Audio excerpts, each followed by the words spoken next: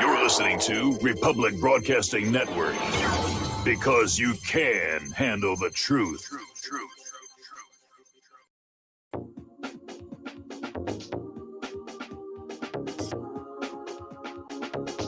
What really happened with your host, Mike Rivero, the history the government hopes you never learn. Here is your host, Michael Rivero. And aloha, America. Welcome to our show. It's Wednesday, May 6th, 2020, and we're going to get right into the news here for hour number one. So a lot of people still talking about this failed Venezuela coup, and apparently these two former Special Forces troops have been arrested, paraded before the cameras, and a former Green Beret is behind this whole operation. Apparently, he once provided security for Trump and hatched this plot after meeting with the president's bodyguard and a billionaire member of the Kraft family and the South American country's opposition leaders in Miami. Now, the United States is saying they had nothing to do with this.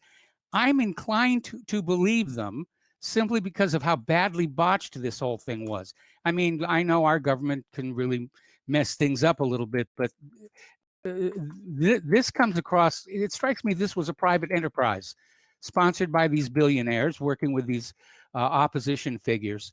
And I know it's going to surprise a lot of people, but in this particular case, I'm believing the official story that this was not an officially sanctioned operation by the U.S. government.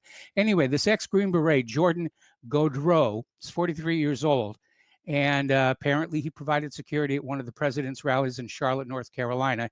And he also claims to have provided security at a rally in Houston 4 days earlier. Now, he owns his own security firm called Silvercore and claims he planned and led the international security teams for the president as well as the Secretary of Defense. Now, Trump has denied any involvement by the U.S. in Monday's failed attack. And like I said, I'm inclined to believe it because of how badly they botched it up. I mean, these guys didn't even get on shore before they were intercepted by the Venezuelan military. I mean, that's whatever. Anyway, the brother of one of the American mercenaries captured during that failed incursion in Venezuela is pleading with the U.S. government to help save his life, saying he deserves to come home. And apparently, and this I'm sure is just a coincidence, Venezuela's been hit with another major power outage. Caracas is currently without power, but I'm sure it's just a coincidence. I don't know. Maybe the U.S. was behind this, and maybe they did botch it that badly. I mean, it could be another Bay of Pigs. Look how badly they screwed that one up. So let's see. President Trump is just now on TV. He's still going on and on about the coronavirus task force, which is on again, off again. We'll talk about that in a little bit here. Little article out here from Zero Hedge. How long can Biden stay in his basement? And they talk about how Barack Obama was leading from behind, and Joe Biden these last 2 months has been leading from the basement, but apparently successfully. Since his rout of Bernie Sanders on Super Tuesday, Biden has led President Trump in every national poll and lately opened up a lead in Michigan, Wisconsin, Pennsylvania, and Florida. One poll has him tied with Trump in Texas. Now, don't forget back in 2016 when all the polls were saying that Hillary was going to win in a landslide, that she had 90% of the voters were going to vote for her. So we don't necessarily want to put too much trust in these polls here. Biden is still dealing with the Tara Reade accusations, and he's out there saying it didn't happen. And Nancy Pelosi is out there saying, oh, I believe Biden. I absolutely believe it. Absolutely believe it. So Believe Women has now been mutated into Believe Obama, because the argument being put forward by Biden supporters is that Biden was already vetted to be vice president under Barack Obama, and that if there had been any credible charges against him at that point, they would have surfaced then. And since they didn't, then that means that obviously none of this stuff really happened, and Biden is as clean as the preacher's sheets. So what we're seeing, though, is this spate of hypocrisy, because we all remember during the Kavanaugh hearing, believe the women. Believe the women are telling the truth. The men are presumed guilty until they can prove their own innocence. But that standard doesn't apply to Biden. Biden's out there trying to say, well, yeah, Tara Reade has a right to come out and say what she's going to say, but, we shouldn't take it at face value, which is exactly the opposite of what they said during the Kavanaugh hearings, or for that matter, all the allegations against Trump. So senior Democrats continue to rally around Biden. On Sunday, Tom Perez dismissed calls for the DNC to launch their own investigation. Biden is an open book who's been thoroughly vetted. The Obama administration looked at the entire history of Joe Biden, his entire career. If Barack Obama had any indication there was an issue, Obama would not have had him as vice president. Barack Obama trusted Joe Biden. I trust Joe Biden, and those investigations have been done. So they're trying to say, look, we didn't find anything before. Let's not bother looking now. However, 26% of Democrats want Biden replaced because of the Tara Reade allegations. That's a lot of Democrats. Considering the tight matchup he's facing against Donald Trump, that's a significant number. Now, getting on back to Nancy Pelosi, she was asked yet again about the allegations and said, I believe Joe Biden, and I'm not going to answer this question again. She's getting very, very testy. Now, Hillary Clinton is going to be the headliner at a $100,000 per head virtual fundraiser for Joe Biden. And apparently what they're going to do for this is, for the $100,000, you get the secret IP address where you can log in with your Zoom or your meeting or whatever software they're providing, and you get to sort of virtually hang out with Joe Biden and Hillary Clinton and the other people at this virtual fundraiser. And I have a feeling this is not going to work out very well, because people go to these fundraisers to be there in person with the stars, the political stars. So I don't think this is going to work out all that well. But Hillary Clinton is going to be the headliner. Notice how they're pushing her to the front. They're already out there. According to this article in Blabberbuzz, Hillary may already be at the top of Biden's vice presidential list. So I don't know. I still think Hillary's going to try for that top seat. Over the weekend, there was that story where she said she's ready to step in. If Biden steps down, Hillary is ready to pick up the reins and lead the Democratic Party forward here. Okay, getting on back to Michael Flynn, we still have not heard from the judge whether the charges are going to be dismissed or not. They're going through a lot of paperwork that shows that lawyers did not provide exculpatory evidence that they were supposed to. They're going through a bunch of evidence that this was a setup right from the beginning, that the FBI did not set out to investigate anything, but to basically set Flynn up to either be fired or prosecuted. Now the big question is why? What was the motive? Well, according to an article that came on out from The Hill, the big problem for the Democrats was that Michael Flynn was opposed to a lot of Obama's policies. And the thought was that once Trump took office with Michael Flynn as his advisor, that a lot of Obama's policies would be reversed and undone. And they didn't want that to happen. They wanted Obama's legacy to continue. And just for this reason, just for the possibility that Michael Flynn might work to undo or reverse Obama's policies, was the reason they wanted to get him out there. He wasn't the target. He was an obstacle. So they were concerned he was going to undo the Obama administration policies, which is what the American people voted for in 2016. They didn't like the Obama policies. So, right, that's interesting to know. So, another article on the same topic coming out of Fox News saying the FBI's Wray must go. Americans need a director they can trust. Now, Christopher Wray was brought in to repair the image of the FBI, to guarantee transparency, to guarantee that they were complying with the law. He was supposed to be a solution to this mess, and instead he became part of the problem. And he should resign or he should be fired. Now, he's been there for nearly 3 years at the helm of the FBI, and he's consistently defied Congress by refusing to produce documents exposing the dishonest acts of his predecessor, James Comey, and his cadre of corrupt Confederates. Even worse, raised to blame for suppressing evidence of innocence in the criminal case against former National Security Advisor Michael Flynn. As for the promises of transparency and reform, they were an illusion, replaced by a deliberate cover-up of FBI malfeasance. But those of us who studied the FBI through the years, we know this is what the FBI is like, whether it's the cover-up of the murder of Vincent Foster, the framing of James Earl Ray, the attempt to blackmail Martin Luther King Jr. into committing suicide. This is what the FBI does. They're not the good guys. Despite all the TV shows and movies saying that the FBI are the good guys, they're not. They never have been. Getting into the international news, we're looking over at Israel at their new unity coalition government.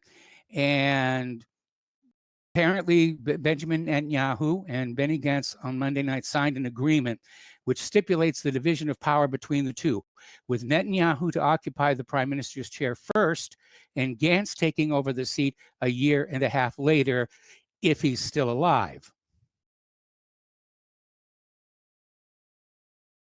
Palestine has announced that they will cancel all Israel and U.S. deals if the annexation moves forward. We've been talking about how Israel's talking about annexing, which is fancy speak for stealing, large portions of the West Bank. Palestine is saying that if it moves forward, all bets are off, all deals are off, all talk of peace is off. And so President Mahmoud Abbas basically said Palestine will nullify all agreements with the United States and Israel if Tel Aviv annexes any part of the occupied West Bank, urging the international community to block attempts by the regime to exploit the coronavirus outbreak and steal more Palestinian land. Quote, "We have informed all international parties that should Israel take this step, we will be absolved of all obligations, agreements, and understandings with Israel and the U.S. administration," end quote. Now, the remarks came shortly after Israeli Prime Minister Benjamin Netanyahu's Likud party submitted a bill to the next Knesset that calls for the imposition of Tel Aviv's sovereignty over the Palestinian regions of the Jordan Valley, the northern Dead Sea area, and the occupied West Bank. Again, fancy speak for we're going to steal it all. Now, turning to Iran, there is still a big brouhaha going over there because right now there's an arms embargo on Iran due to expire in October. That was the terms of the original 2015 P5+1 nuclear deal. And earlier, late last week, the United States started taking the position that they wanted the embargo to be extended. And they were told rather abruptly, well, you're not part of the deal anymore. You withdrew in May of 2018.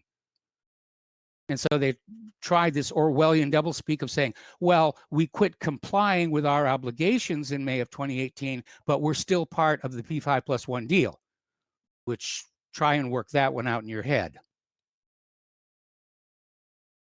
And they argued for the continuation of the arms embargo. But European diplomats are saying, no, the United States has forfeited any right to seek renewal of the UN arms embargo on Iran when they walked away in May of 2018. You're not going to play by the rules, you're not playing the game. You're not in the game at all. So we don't know what the United States is going to do, but they're being told politely by the international community, no, you don't get to play this game anymore. You walked away from the deal. You're not part of the deal. You've got nothing to say. All righty, we talked about this yesterday, and we're going to talk about it, and Monday. We're going to talk about it again here. The U.S. and the Royal Navy are launching a Cold War-style provocation in Russia's Arctic backyard.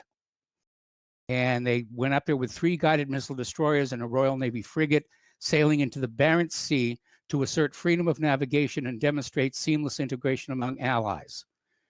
And the announcement was accompanied by hashtags such as hashtag open for business, hashtag power for peace, and hashtag stronger together. So they're operating right in Russia's backyard.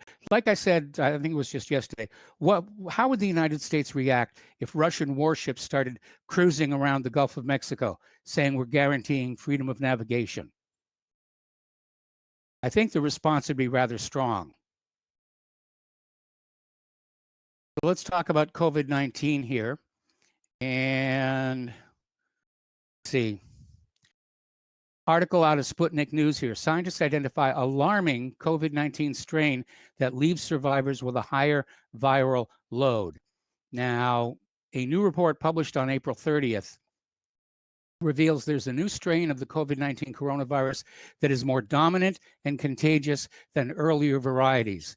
It appears to have emerged in Europe, and because it is much more contagious than other versions, it's now the dominant form of COVID-19. The study was done by scientists at Los Alamos National Laboratory, and it shows that the new strain appeared sometime in February in Europe, then migrated to the east coast of the United States. The strain, referred to as mutation spike D614G, has been the globe's dominant COVID-19 strain since mid-March. Now, D614G is increasing in frequency at an alarming rate, indicating a fitness advantage relative to the original Wuhan strain that enables more rapid spread. That's always the danger with all of these, that it could mutate into something far more contagious. And hopefully no more lethal, but it's a dangerous illness anyway here. Now, U.S. allies believe it is very unlikely that COVID-19 originated in a Chinese lab. The World Health Organization says there's no proof being offered by Washington, D.C. on the speculative claims coming out of the White House. That, that China made this, that it was, they're not even saying, they're not even sure it's a lab accident. Because after all, the original COVID virus was harvested from bats under a contract funded by the United States.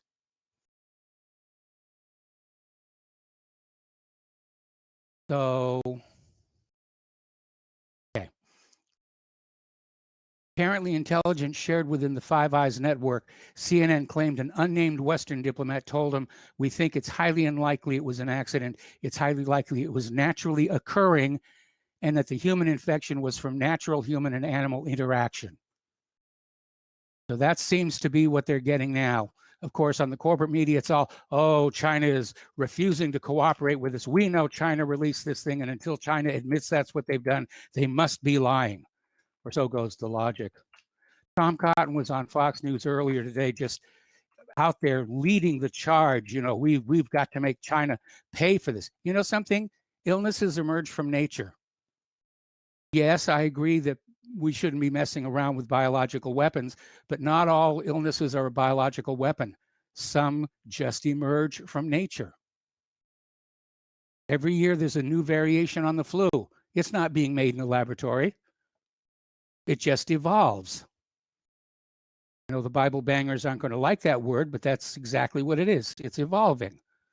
And this mutation that happened to COVID-19, that's evolution at work, because it's giving it an advantage that allows it to spread faster than other variations. That's what Darwin meant by survival of the fittest. Even Mike Pompeo was on public TV admitting that the United States doesn't actually know anything about where COVID-19 come from. Okay, all the bluster blaming China is just empty posturing. And Pompeo effectively admitted it. Now, Trump was just on Fox News, just giving a press conference here, and it's around the coronavirus task force, which late last night, Trump was giving indications that he was going to wind it down, that he wants to get the nation opened up. And this prompted quite a strong reaction, apparently one that Trump was not expecting.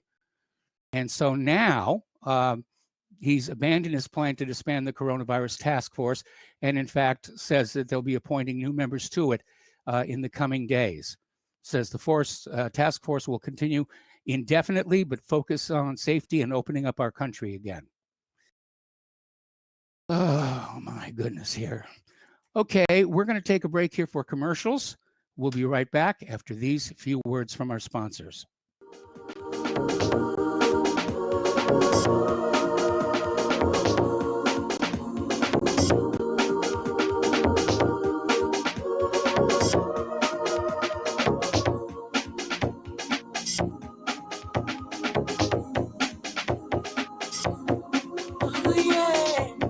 It's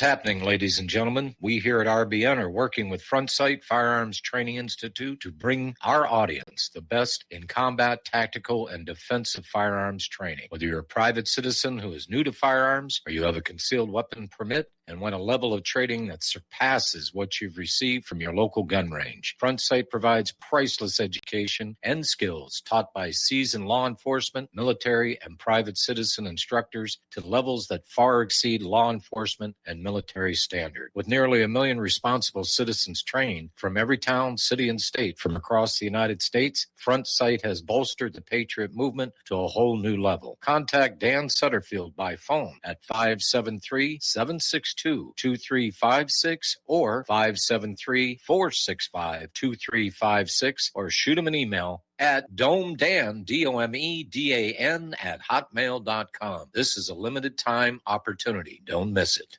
Folks, we're living in a world the likes of which we've never perceived any clearer than we do now. The plan for global governance has been in the works for generations and would have likely been achieved by now, but for the fact that the globalists left open their Achilles heel. With all their tools, Federal Reserve System, fiat currency, no child left behind, and then Common Core education introduced to our schools to dumb us down, vaccines, pharmaceuticals to lobotomize us, GMO foods, insertion of compromised or bought and paid for politicians, judges, mainstream media propaganda, all pieced together like a puzzle designed to ultimately bring the world under submission. But with all their strategy, they forgot one thing: knowledge. And knowledge is power. With knowledge, their bombardment is nullified. Folks, with that, as brilliant and knowledgeable as you've become, among the wisest audience of any radio audience in the world, and you are, I want you to take a moment to reflect and ask yourself, how much of that knowledge did I obtain from Republic Broadcasting Network? How high has my consciousness been raised since I've been a listener? How fast am I now able to discriminate truth from fake news by being a Republic Broadcasting listener?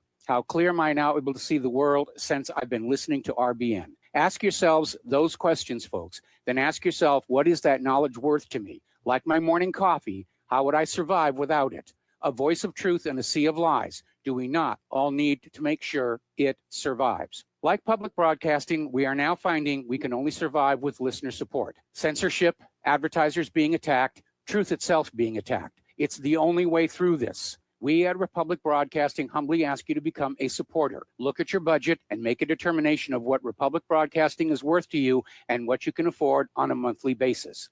Go to republicbroadcasting.org and pledge 20, 30, 40, 50, if possible, 100 a month or more if it's affordable. Click the donate button and become a regular monthly donor. Assure both us and yourself that Republic Broadcasting truth will continue to flow like that morning coffee. The network thanks you.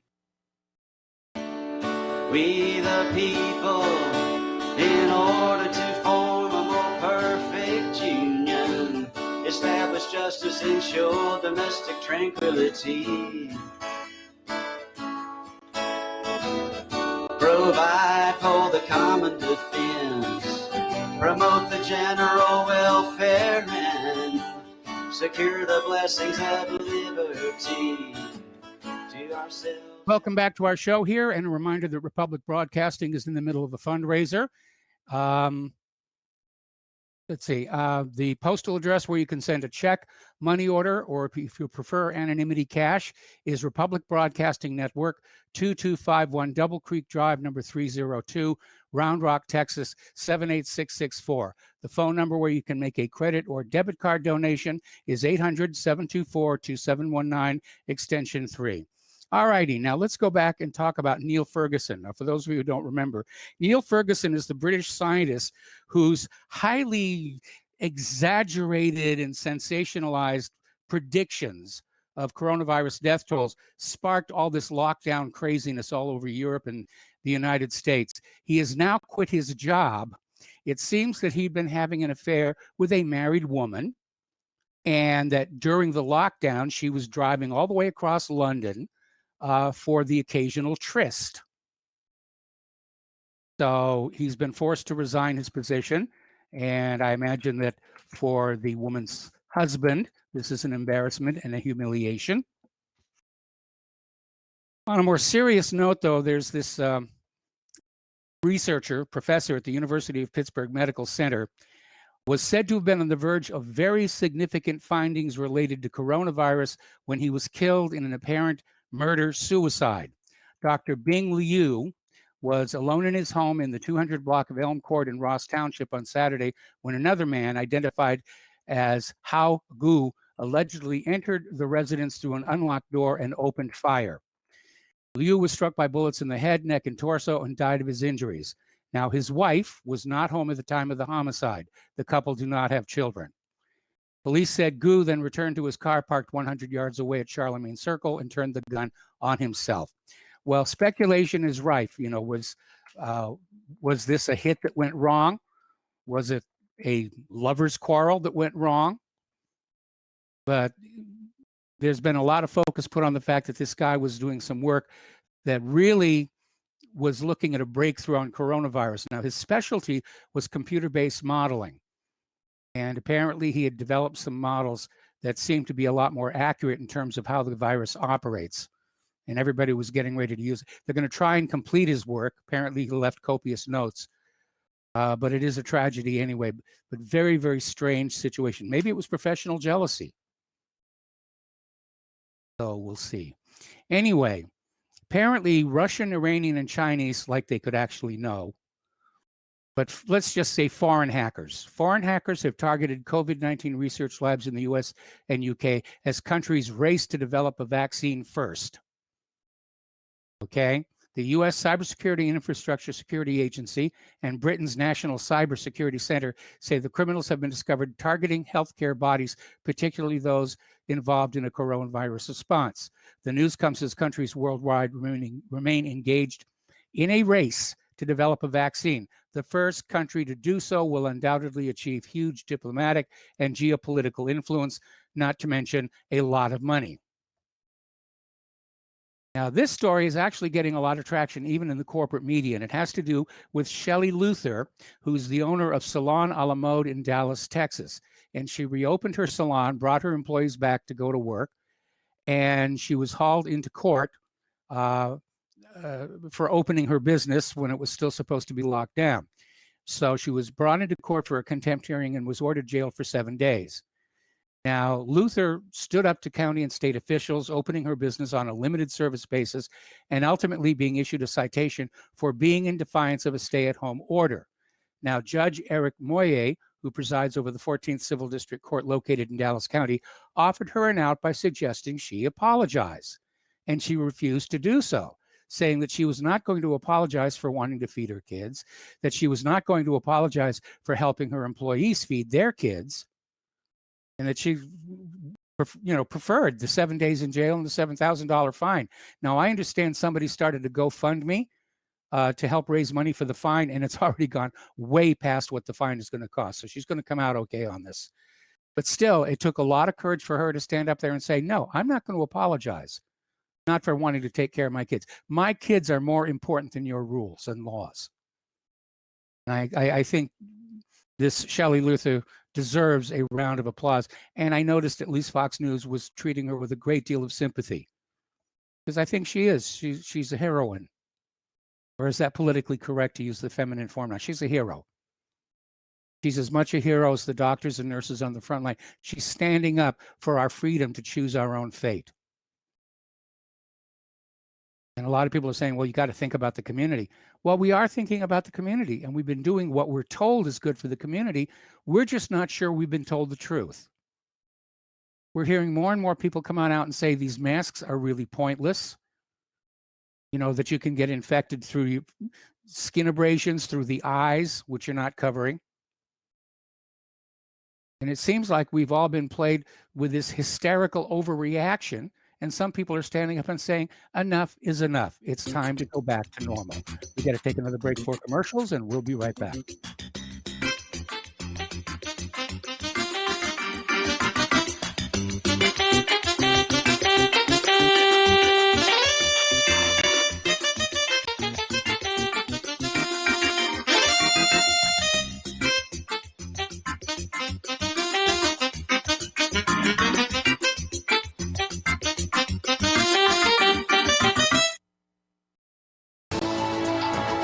You are tuned in to the Republic Broadcasting Network.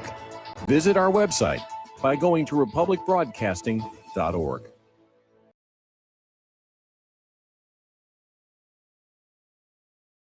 Homeowners, are you in foreclosure, expecting to be served with a foreclosure lawsuit, or suspect your lender has coerced you into an illegal mortgage transaction? A huge number of mortgages made in the last 10 years have legal issues and are possibly defective. State laws and the U.S. Supreme Court have upheld that defective mortgage documents are grounds for foreclosure defense and for counterclaims in favor of the homeowner. If your mortgage has been sold or assigned since closing the loan, it may be defective and you may be paying the wrong party, and the lender may not have standing or the right to foreclose or collect payments under the law. If you would like to know if your mortgage is legal or not, or know if you are paying the right party, we can help. Our initial consultations are free of charge. We are not attorneys. We are legal researchers and work closely with experienced lawyers who know how to help you find the evidence to help you keep your home. Call toll free 1-855-2-KEEP-IT. That's 1-855-2-KEEP-IT today. Did you know that you can be tracked and traced when you're online? With identity theft and cybercrimes on the rise, your passwords, your identity, and even your physical location can be revealed to complete strangers. Would you like to surf the internet anonymously and not have to worry about these threats? Well, now you can by visiting patriotinternet.com. For about $2 per month, patriotinternet.com will conceal your IP address and your physical location, allowing you to browse the web, send emails, and instant message anonymously. patriotinternet.com will bypass filters, block sites, and keyword blocking. You can also bypass logging by your router and your ISP. With patriotinternet.com, there is no software to install and uses 128-bit encryption for your protection. When using wireless hotspots, patriotinternet.com shields your information from identity thieves and is compatible with Windows, Mac, and Linux. Protect your identity and your freedom with anonymous internet access from patriotinternet.com. Visit patriotinternet.com today. What would you say if I told you we have a new tool that will increase production and lower maintenance costs for your meat processing company? And it would pay for itself in just 6 weeks. When pigs fly! The new EaseOff Model EZ4 replaces old spring-style carcass droppers and is faster, safer, and more reliable. The EaseOff lowers or lifts 1,000 pounds to or from your rail automatically using our remote control. Sounds expensive. Can I afford it? Can you afford not to try the EaseOff? It installs fast with just 3 bolts in place of your current dropper. The effortless operation will reduce fatigue and injuries, speed up your line, eliminate downtime, and increase profit. How can I order my EaseOff? Go to easeoff.com, EAZEOFF.com, and hurry, because we are offering $200 off on the new EZ4 for a limited time. Easeoff.com. We make pigs fly. Cows too. EaseOff LLC, Summersville, Missouri, 417-932-6419. When all this twisted steel was swept away, did these remaining holes reveal what really happened? Welcome back to our show here. We're going to talk about the economic news here for a little bit here. Not a good day on the markets. The Dow ended 218 down. The NASDAQ ended slightly in the green. So they're happy over there. And the Federal Reserve has now started its 9th emergency lending program. And what they're basically doing is they're creating more money out of thin air. And they're using it to basically buy up everything. Now, the Federal Reserve has come out with this rather bizarre historical revision. They're claiming that the rise of the Nazis was the result of the Spanish flu. And it looks like the Fed is getting ready to try and duck responsibility for the fallout from its own policies. Because I think we can all look at the Federal Reserve and realize it was flawed right from the very start. So New York Fed economist Christine Blickel claimed in a paper published with the Fed this month that the influenza deaths from 1918 and 1920 led to long-term social changes that led Germans to vote for Hitler en masse in 1933. So it was all the fault of the Spanish flu. Actually, no, it wasn't. It was the imposition of a private central bank by the Treaty of Versailles and the abuse suffered by the German people thereby that brought the Nazis to power here. All right, China is lambasting Trump's threat of using more tariffs as a weapon amid the mutual recriminations over COVID-19. So the trade war is still on. It's still getting worse. Okay. So Donald Trump said on the 30th of April, his trade deal with China was now of secondary importance to the coronavirus pandemic, as he threatened Beijing with new tariffs amid allegations over the country's handling of the COVID-19 pandemic. Now, here's where it's getting kind of dangerous. Trump is already out there insisting he's seen proof that the virus came from a lab. Nobody can corroborate that. And I'm sure Trump's attitude is, I'm the president, you have to believe me. No, Donald, I don't. I don't have to believe you, and I don't believe you. Not without some kind of actual documentary proof. You know, your word is no more valuable than the word of the guy who lives across the street here.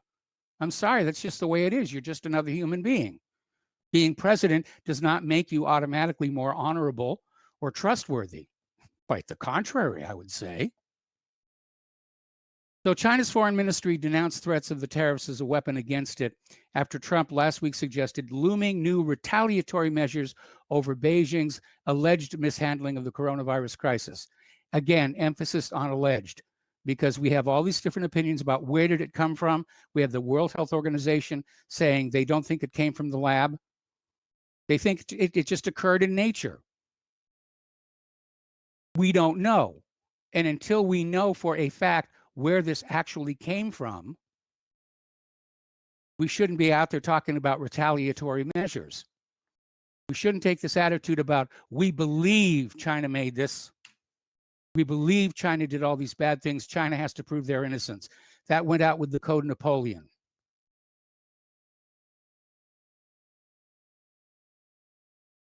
All right, over in Ohio, they're telling companies to report employees who refuse to return to work once their jobs become available, and says they will not be eligible for unemployment benefits. The reason for this is very simple. A lot of people are discovering that they're actually getting more money being on unemployment. And so as their jobs become available again, they're hesitating to go back because they'll be working harder for less money. But Ohio is saying, no, no, no, no, you got to go back to your job or you're going to lose your unemployment benefits anyway. I think it's a smart way to handle that particular crisis. United Airlines. Fly United. They received $5 billion from taxpayers to protect employees' paychecks. Now it's cutting hours for 15,000 workers. And United has told all employees to consider voluntary separation from the airline, polite word for, we want you to quit. It plans to cut 3,400 management jobs. The company delivers the painful news from the fallout from COVID-19. Airbnb is going to lay off nearly 1,900 people. 25% of the company is getting a pink slip. The story, this one coming out of Bethesda.com. Nearly half of all U.S. small businesses could close permanently this year due to the shutdown. And they may be forced to file for bankruptcy and permanently close because of the economic harm. The economic harm that was supposed to be undone by all these, the PPP and various other bailouts and stimulus, but which somehow seem to go to the big, large corporations. Now, Disney is suspending payment of its July dividend. And they're doing that because the earnings have plunged 63% due to the closure of the theme parks.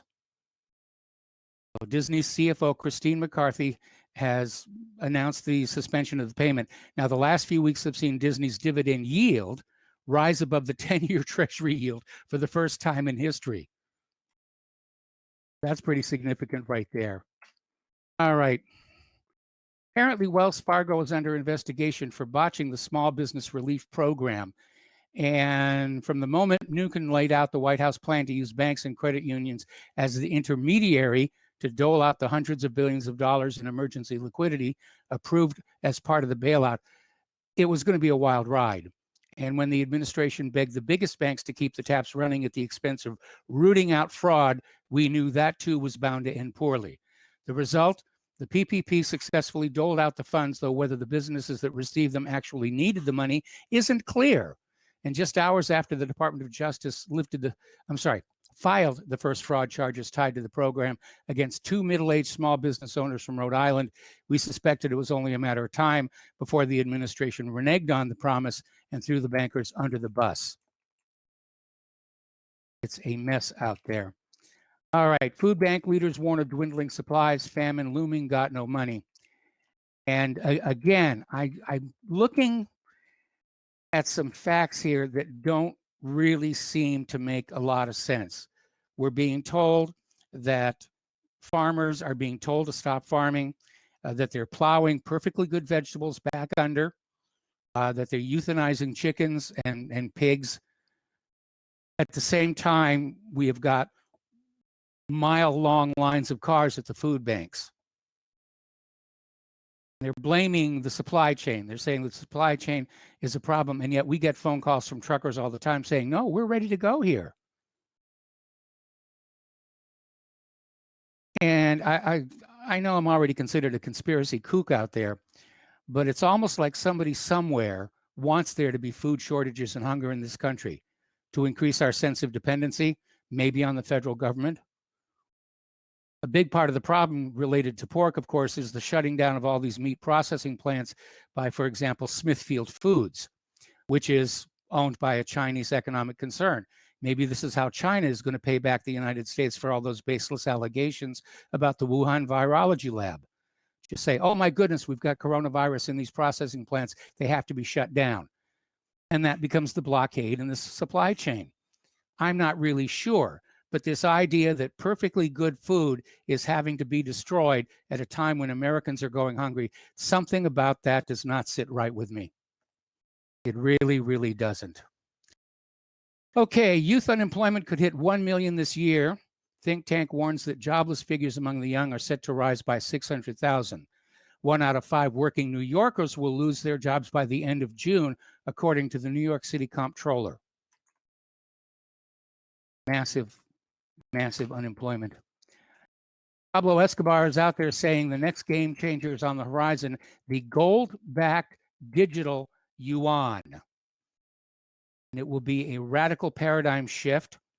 The U.S. economy may shrink by as much as 40% in the first semester of 2020. China, already the world's largest economy for a few years now, may soon become the world's largest economy, even in exchange rate terms. Of course, that's why all the hostility by the United States toward China. The United States wants to be number one. But it's easier to simply go out and destroy the competition than to basically, win on merit. It would be like going to the Olympics where the athletes are allowed to shoot the other athletes if they perform too well here. And again, underscoring some of the silliness surrounding open borders here. Apparently, undocumented immigrants have sued the Trump administration for denying them coronavirus stimulus checks. And apparently the lawsuit is coming from kids who enjoy birthright citizenship. Their parents were illegal immigrants. They were born in this country.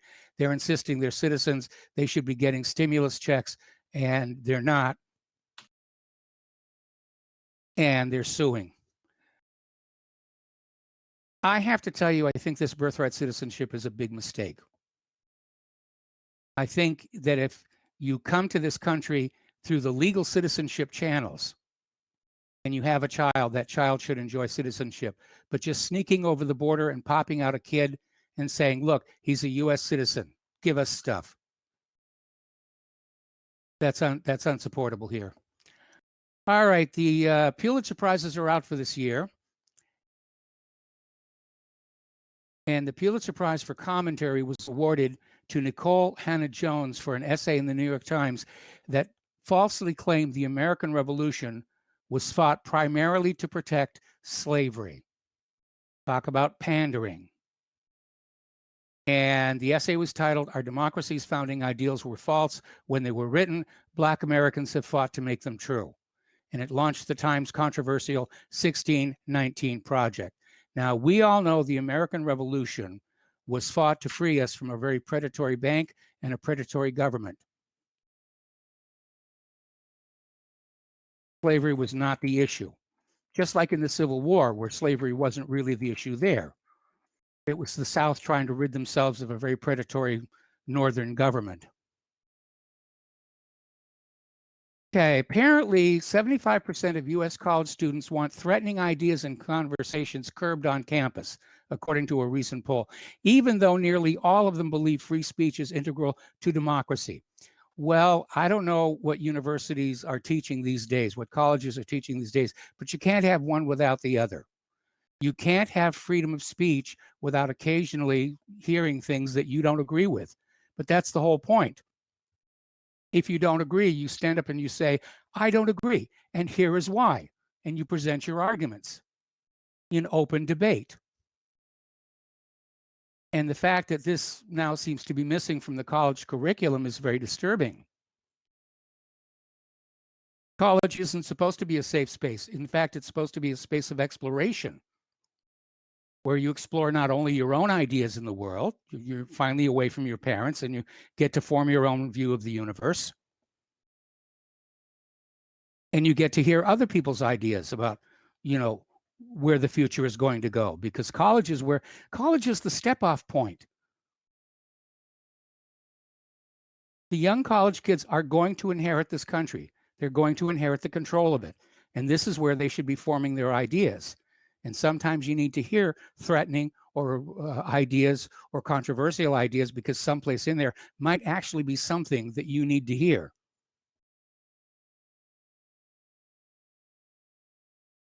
Anyway, over on YouTube, which is already catching flack for all the people that they're banning there, their chief product officer has insulted his own users as basement-dwelling idiots who deserve to be relegated by the algorithm in favor of the authoritative mainstream sources.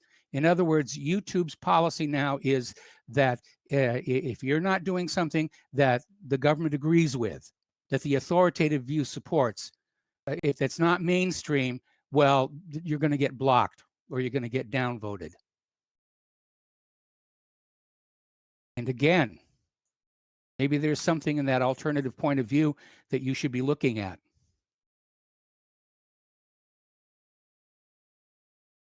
We are becoming very much 1984 and Orwell. Now, this is a little bit of good news. Scientists have developed an environmentally friendly plasma-powered jet propulsion system that uses air and electricity to propel itself forward. This is coming out of a Chinese research team. They say their prototype can generate thrust at the same magnitude as a commercial jet engine without burning fossil fuels and emitting greenhouse gases. Well, that's a major step forward. That's really cool, I think.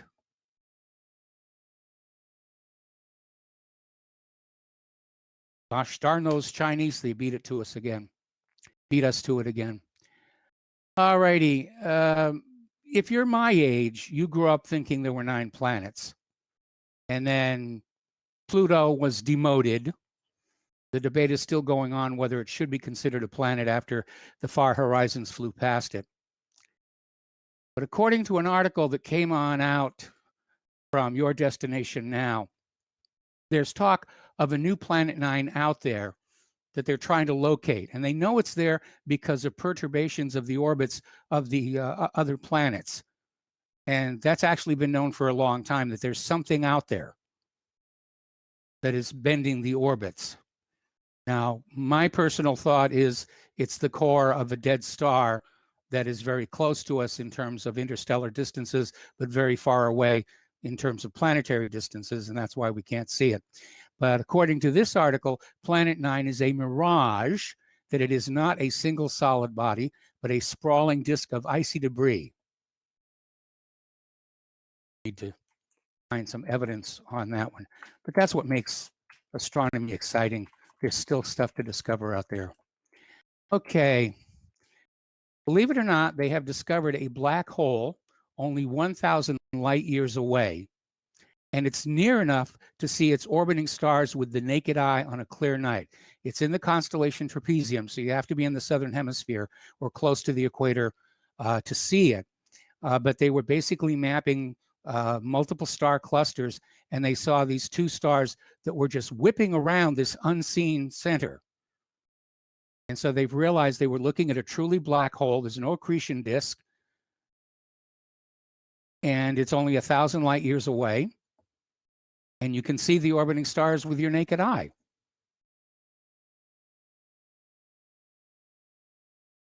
There's been a surprise asteroid. We keep hearing about that. A truck-sized asteroid has careened past Earth. Oh, we got to take a break for commercials. We'll be right back.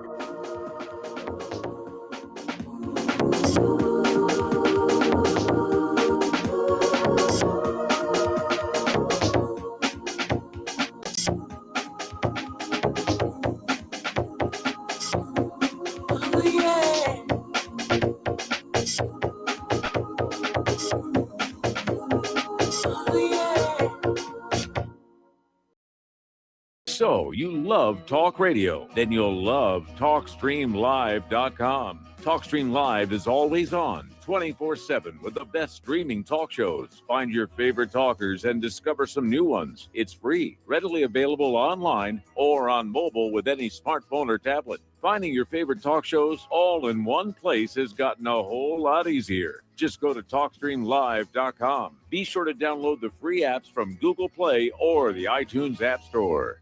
The Republic Broadcasting Network late night premiere show The Red Pill Hardcore is hosted by activists that want to hear from you, the listeners. So that you can get involved in the activism, please call in at 800-313-9443 at 10 p.m. to enter the discussion. To book yourself as a guest, call our studio at 202-657-5715 or contact RBN staff. Remember, keep it real and take the red pill. Tired of being lied to by mass media? It's growing more and more apparent today that news is received less and less through standard media outlets. Even with a growing audience every day, RBN is beginning to direct more efforts into social media. Social media and the use of the internet is fast becoming the primary source of people for news, regardless of demographic. RBN has set out to provide some of the best news on the internet through republicbroadcasting.org, and also has begun to use the tools to our advantage by way of social media. Republic Broadcasting is now operating a Facebook page to function as yet another avenue to have our collective voice reach new audiences across not only America, but across the globe as well. The Facebook page features not only news, but also an RBN player to listen to our broadcasts. Get involved by visiting facebook.com/Republic Broadcasting and liking our page and share it with your friends and family, because you can handle the truth. Don't regret growing old. It's a privilege denied to many. Heart disease is taking our youth from us. Young people in their 30s, 40s, 50s, and beyond are dying needlessly. One of the hardest messages I've ever had to deliver is to convince people that something natural like Extendivite should be taken as a preventative measure. I'm sure you heard an ounce of prevention is worth a pound of cure. Extendivite is that ounce. Take Extendivite for 1 year and see what your doctor has to say and how much better you feel. Herbs take time to address the problem. It took years of life to have a problem. Give Extendivite 1 year to fix the problem. Don't wait until it's too late. Call 1-877-928-8822 or visit heartdrop.com or visit us on Amazon. Extend your life with Extendovite. Well, they're stealing down on Wall Street and in Washington too. You know, it makes me wonder, what's a guy on Main Street to do? I've always tried to be an honest, upstanding kind of guy. But I must admit lately, I thought about giving something else a try. Oh, I want to be a pirate. I want to sail the 7 seas, yeah, I want to be a pirate. I want to do just And welcome back to our show here. Last segment of this hour, and starting top of next hour, we'll be taking phone calls. So feel free to dial on in, 800-313-9443. Okay, so there was a truck-sized asteroid. It careened past Earth in one of the closest flybys ever recorded. Okay, asteroid 2020 JJ whizzed past Earth at a distance of around 7,000 kilometers or 4,300 miles this week. That's an incredibly close shave, well within the orbit of the moon, and it makes it one of the closest passes of our planet ever recorded. Now, apparently, the asteroid was only discovered by the Mount Lemmon survey in Arizona at almost exactly the same time it reached its closest point to Earth. So, surprise! That would have caused quite a bit of noise had it actually hit the Earth. Okay, interesting little article coming out of Food Science and Nutrition, or actually Critical Reviews in Food Science and Nutrition.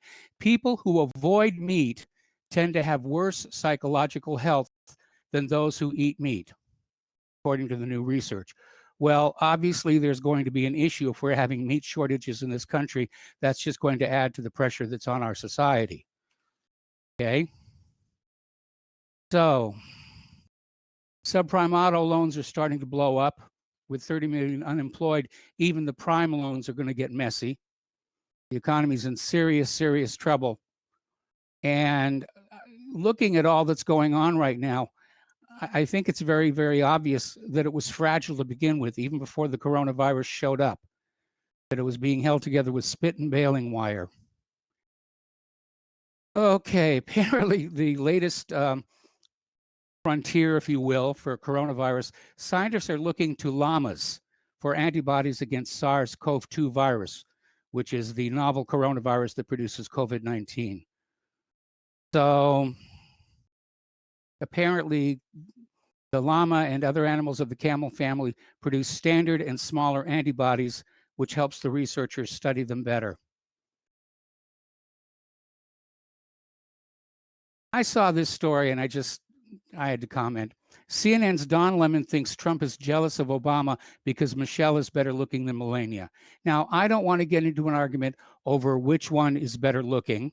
I think the fact that one and only one of them worked as a professional model should settle that debate. But I think Don Lemon is kind of a little bit out there with this one. And really, corporate media for what can I tell you? All righty. The Fed's Clarita says we're living through the most severe contraction in activity and surge in unemployment we've seen in our lifetimes. That's true. That is definitely, definitely true. Okay. Italian scientists claim to have developed the world's first COVID-19 vaccine. So everybody's in the race. I've been hearing, we've got the vaccine, we've got the vaccine, we've got the vaccine for weeks now, and yet it never pans out. All right, there's the music. We're going to take station identification. Join us on the air, 800-313-9443, and we will be right back.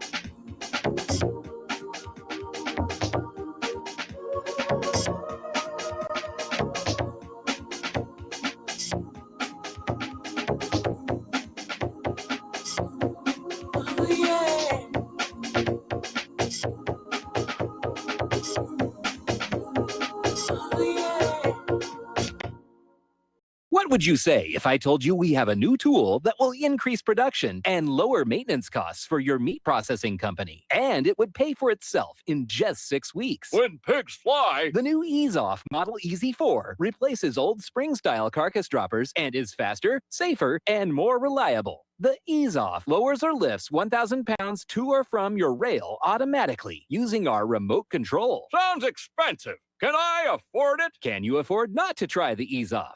It installs fast with just 3 bolts in place of your current dropper. The effortless operation will reduce fatigue and injuries, speed up your line, eliminate downtime, and increase profit. How can I order my Ease Off? Go to easeoff.com, EAZEOFF.com, and hurry because we are offering $200 off on the new Easy 4 for a limited time.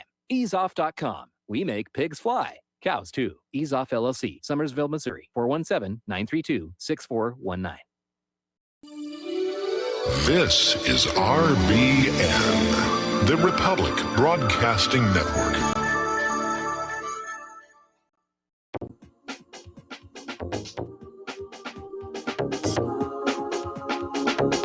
What really happened with your host, Mike Rivero, because World War III is a really bad idea.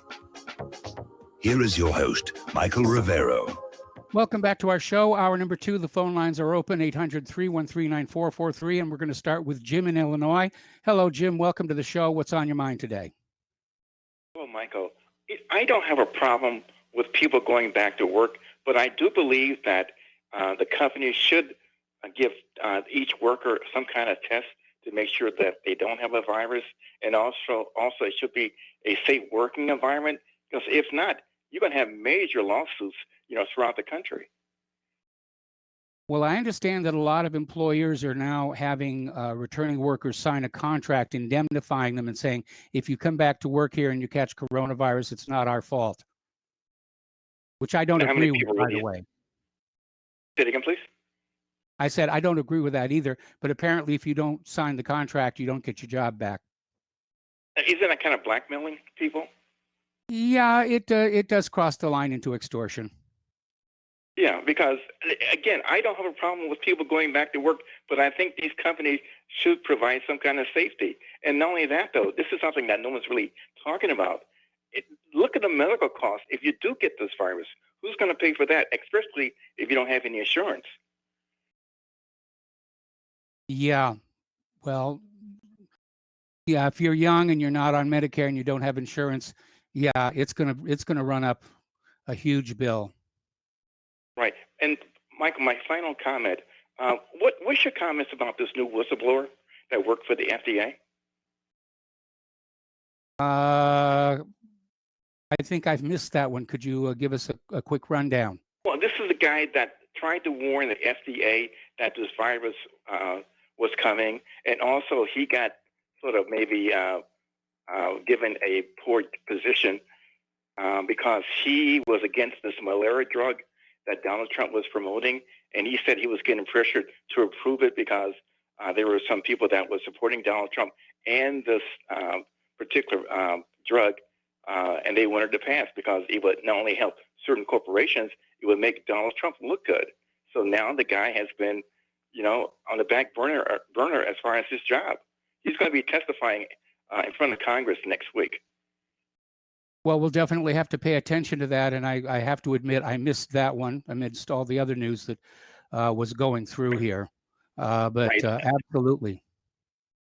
Right, and and finally, what do you think about those Russian scientists that were thrown out of the window, and they claimed that they committed suicide?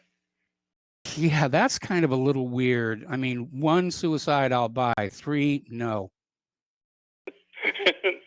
Only in Russia. Well, I don't know. Look how many suicides we've had here. We had that one doctor in New York committed suicide. Was just that run down from the coronavirus. Oh, you're talking about the lady, Dr. Green. Yes. Yeah, okay. Well, Michael, I'm going to let you go because I know you have other callers. Take care. All right. Thanks an awful lot. We're going to switch over to Robert in Illinois. Hello, Robert. Welcome to the show. What's on your mind? Hi, Mike. Perhaps Jim should really do some research and really know that there's really no true test for coronavirus or what they're actually doing. All these tests, they're really DNA scraping, dude. So really, people really need to start expanding their search and what they're hearing and so on and so forth. We're not denying that there's this COVID strain out there, but all the same, most of what we're getting is disinformation. I'll leave it there for that moment. You were talking about General Flynn in the beginning. Yes. How you were like they didn't want Flynn in there because he was going to they're afraid they were going to overturn stuff Obama did. Look, really, there's all sorts of reasons. So there's a laundry list of why they wanted to get rid of Flynn. His policies, his thoughts, it's why they got rid of him in the first place, and so on and so forth. But they needed to get Flynn out of there so they can get their spy in there. And I believe it was McMaster that took Flynn's place. And McMaster was a spy, a double agent. He was one of the bad guys as far as we're concerned. So that was really, truly a primary reason. So they were going after Flynn for anything and anything to get him out of there. So we call this the assassination file, the Trump assassination files of all the different optics from Strzok, Page, Powers, Clapper, Brennan, you name it. The list is long, man, Yeah. James Comey has to fit in there as well. Absolutely. That Chinese, I probably brushed across that Chinese dude that, the suicide thing and whatnot. There's a lot of money, power, and deception involved in this whole thing they're pulling off now. So if this guy did actually have some legitimate thing going on that debunked or whatever you think, that's plenty of motive, and then, for this other person to have whatever, you got to think, he was probably an assassin. He got paid to be the assassin. Now either the people that paid him took him out, or he did an MK Ultra, where he took himself out. These things do exist. Could be, but it's very, very strange, that they really were emphasizing he was on the verge of a major breakthrough. Yeah, so we see it from I always forget the guy's name that allegedly assassinated Bobby Kennedy, but how he didn't remember anything, or a lot of the Manchurian candidates that they take their own lives and so on and so forth. Last thing I'll leave you with is that last thing with Don Lemon. Well, everybody pretty much knows. Anybody knows that Don Lemon is openly homosexual. Well, we also have the belief, which is fairly decently documented, that Michelle Obama is actually Michael Von Robinson, linebacker, shoulders, and so on and so forth. And it's pretty much a male with a boob job and a large shaving bill. So for Don Lemon to say that, that's why. He's a punk. He's a CIA agent punk, and he gets his name Lemon because his handler always say, "Pucker up, pucker up." Anyway, I'll let you go. All right. Thanks an awful lot. We're going to let you go here, and we're going to switch to Joe in Houston. Hello, Joe. Welcome to the show. What's on your mind? Boy, that last caller stole my thunder about Don Lemon. Okay. Of course, the homosexual is going to be attracted to Michelle Obama with those wide shoulders and the big, strong arms and stuff. Not that Melania doesn't have big shoulders herself, but she's very feminine. She's an incredibly beautiful woman. And Michelle looks like a tranny you'll see on Martin Luther King Avenue in a bad neighborhood. But, it just kind of, once again, kind of shows the scene. And every time these people just can't help exposing themselves, can they? There's something magical in the air. I know we're going to be headed for some hard times as far as what this coronavirus is going to cause economically and such. But these people, it's kind of like, putting a mouse or something on an electric football game. That's what's happening to the people in the whole world. It's kind of, everybody's going to be doing weird things and exposing who they really are, their character. So it should be interesting times. I got my COVID test swab done today. It's very uncomfortable, but see if I test it out. And I wanted to comment on the Mark Twain prayer when I thought about it, and then it dawned on me, like, why did it, resonate? And it was and then I thought about that movie, All Quiet on the Western Front, the old one. And they must have stolen a lot of that movie from that prayer, It's, I don't know if you've ever seen that, the old one. It's about a German soldier and, how he went off, rah, rah, rah, and all the flag waving and bands and stuff. And then, and the school, and then he comes back as a soldier and he's at the school and he like freaks out, like, because they want to show him as a hero. And it was nothing heroic about war. And I wanted to add a book that people should read if they get a chance. It's called Johnny Got His Gun. Yes. It's also a World War II anti-war book, and it really is. It's very shaking. And I mean, I don't want people to get the wrong idea about me that I'm some kind of warmonger. I'm not, but I do think we need a military. I wish we weren't an empire, and I think that most of the wars that we've gotten involved in and the dirty things that we've done as a country were not really because of the military. They were more because of the intelligence agencies and the dirty tricks that we play with neocons, Zionists. I think that, and government people, I think generally, mostly that the people in the military are just following orders kind of guys. They do, we do need a military. I don't, I think that you can be somewhat pacifistic and not want war and realize that a way to avoid war is to make it appear that if you screw with the country, that's going to be painful. And therefore, a war is avoided. So I think military is a necessity. I think that the way we have to stop things like Iraq and Afghanistan and 9/11 and events like that is to punish the intelligence community and the FBI that lie when they investigate these attacks against us. And that's why you'll hear me out. You've heard me call many times about that. And I hear a lot of people, they call in about the military, and I think that they're misdirected. I think that, once again, that it's the intelligence agencies that are really the dirty tricksters in this. And I think we should stay focused on them as the enemy. Now, once again, I would like to see our military reduced. I think we should go back to the Monroe Doctrine and avoid any kind of foreign conflicts. But I do think that it's important to maintain the sea lanes as far as a trading power that we are. And that's kind of where I'm coming from. So I just wanted to clarify that. I wanted to thank you for your great radio show. We appreciate you. Thank you very much there. And I agree, our military could be reduced. I mean, we have this nuclear arsenal. Nobody's going to invade our country. And as far as the sea lanes of communication, it justifies having, some form of Navy. But the bottom line is that any nation that blocks the sea lanes of communications could be hit with a nuclear weapon. And that could be the deterrent right there. In fact, if you really think about it, the nuclear deterrent is really all the military that we need to keep peace in the world. Once again, I'll go back to the Monroe Doctrine and the fact that nobody interferes with our trade. I think, like I brought up 2 anti-war movies about World War I. And people talk a lot about wars, and that was the most destructive war to our country of any war we were involved in. Well, maybe the Civil War was worse, but that really led to World War II. Our involvement in World War I led to the problems with Zionism in Israel. It led to Hitler's rise. It led to the communist takeover of Russia. It really, it led to, and it was, if we just wouldn't have gotten involved in that war, there would have been a peace between Germany and France and England on well terms, on fair terms. Our involvement in World War I was the biggest disaster, foreign policy-wise, in our country's history. And it's an important war that most people don't really study, look into, or remember, and it was a little while ago.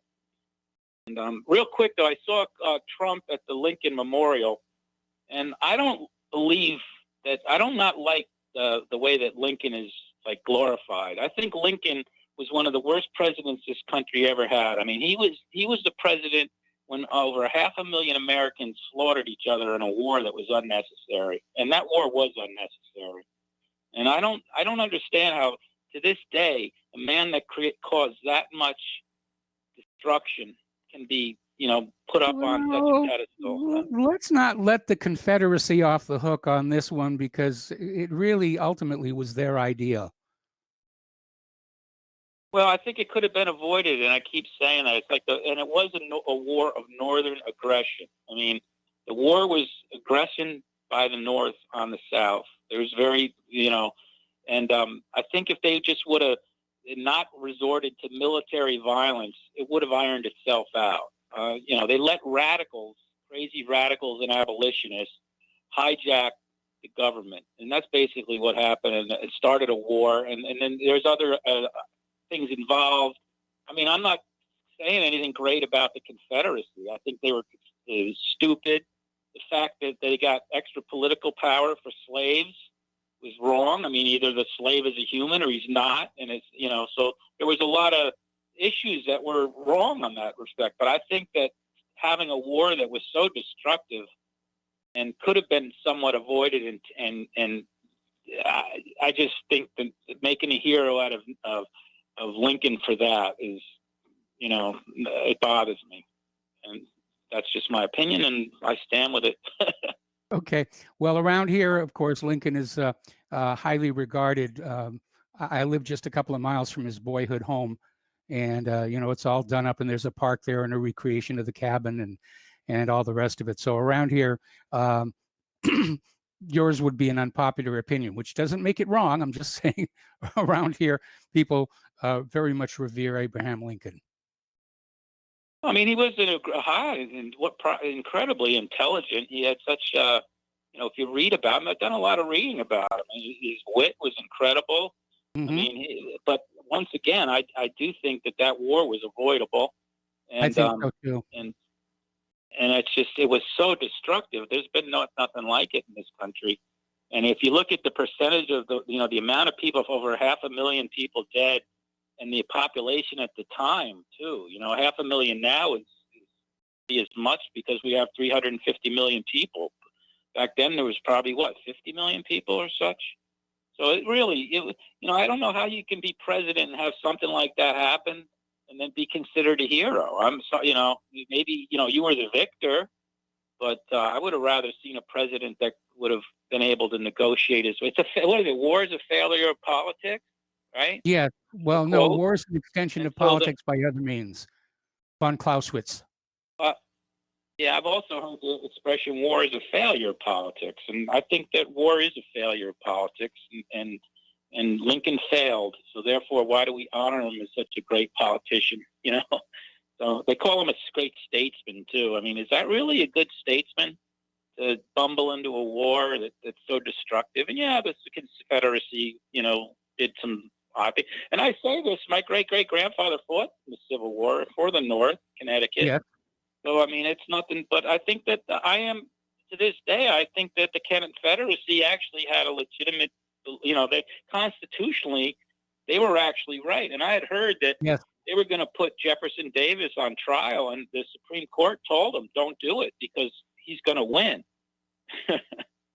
You know, so anyway, I always thought that was interesting. They never brought Jefferson Davis to trial because he would have won and shown that his cause was constitutional. Yes. So anyway, well, here we go. Well, if you study the amendments to the Constitution that were passed in the wake of the Civil War, you'll see fundamental changes to the Constitution that retroactively invalidated the Confederacy's argument. Yeah, that's right. So I'm actually my sympathies are with the Confederacy on their philosophical reasonings. I am more of a states' rights person. I think, you know, the founders thought we'd have 50 different, you know, individual laboratories of how to do things better. And, yes. I think I get a kick when people, you know, when I criticize other states and stuff, people get mad. Oh, you're offending the states. They take it personally when that's part of the whole reason why we should have states, because we should make fun of states because they are mismanaged and praise states that do it right. And maybe the states that are mismanaged will listen to and watch what the well-run states do and do it. So anyway, that's just kind of the way I'm looking at it. Is I think, you know, it's important to see what states that are being run well and how they're doing it. Although they're, you know, of course, I'm talking too much. I'll talk to you later, Mike. Thank you for hearing me out. This isolation and quarantine makes me talk too much. Well, I know that feeling. I definitely do. Okay, we're going to switch over to Chris in FEMA Region 3. And Chris, I'm probably going to have to take you through the next commercial break, but what's on your mind? Oh, hey, what's going on, Mike? I wanted to talk about the South China Sea. Yes. Yeah, you know, it's called the South China Sea for a reason, right? Yes. Just like the Persian Gulf is called the Persian Gulf for a reason, right? Or the Gulf of Mexico is called the Gulf of Mexico. I know, right? You know, but the Persian Gulf, though, I mean, so keeping the straits clear, I mean, what business do we have being there, or what business do we have being in China? Well, we're projecting power because far from keeping the sea lanes of communication open, we're actually trying to enforce certain trade barriers. Anyway, we got to take a break for commercials. Don't hang up. I'm going to come right back to you after these words from our sponsors.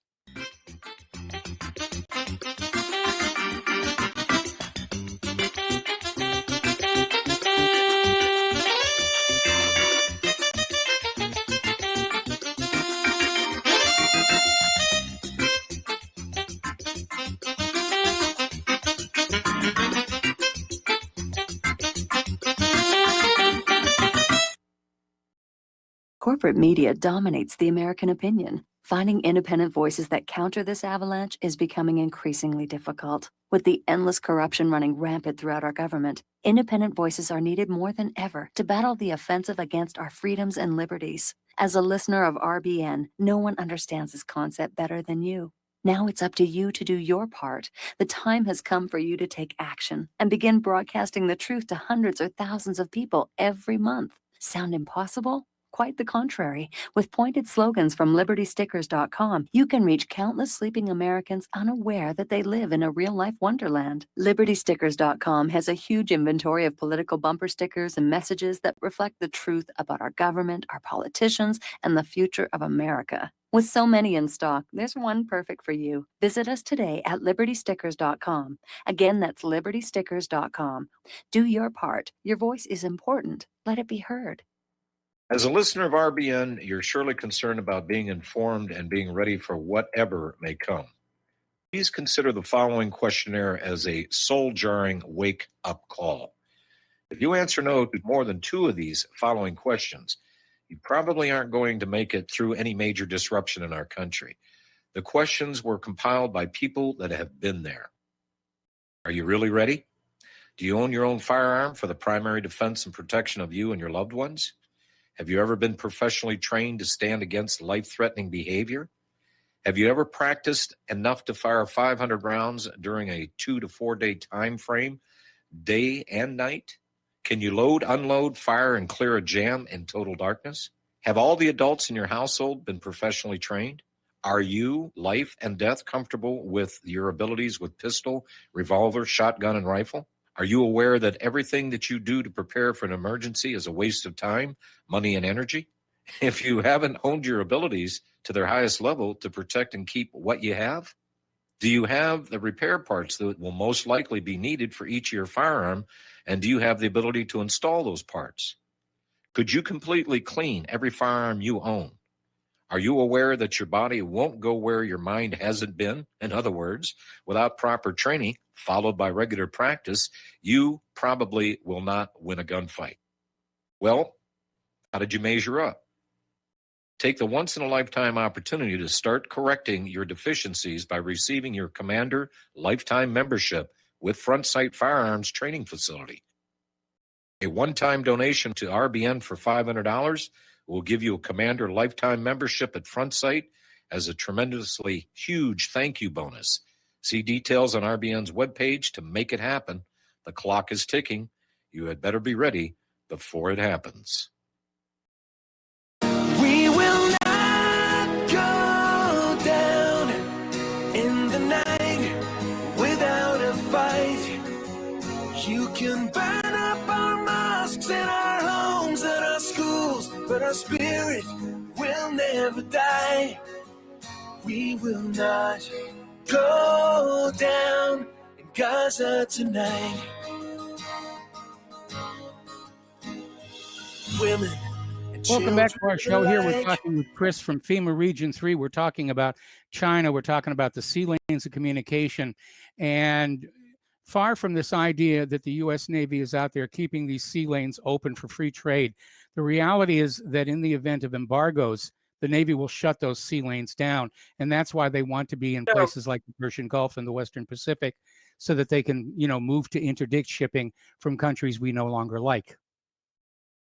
No, it was what's the name of the South China Sea? It's called the South China Sea for a reason, right?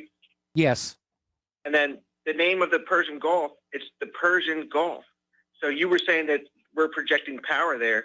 That doesn't make any sense to me. You know, everybody that's calling for war and all this crazy stuff. So none of that makes sense. Hey, Mike, did you ever hear about the bioweapon lab in Georgia? You mean former Russian Georgia? Yes. Yeah. So, I mean, they've been doing this stuff for years right now. You know that, right? Yep. Yeah, it's funny. And then all these governments at the same time, they got in lockstep. Have you heard that term, lockstep? Yes.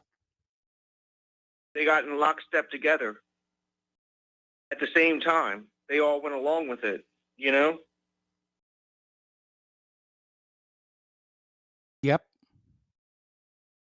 Yeah, I mean, so none of it makes sense.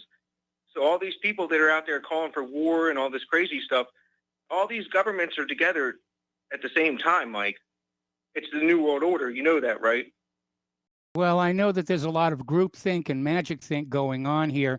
And yeah, ultimately, the New World Order is going to have to declare war on countries unwilling to go along with it, which will include, unfortunately, Russia and China. No, but I'm saying Russia, China, Iran, the United States, Israel, they all got together at the same time. They're all in it together.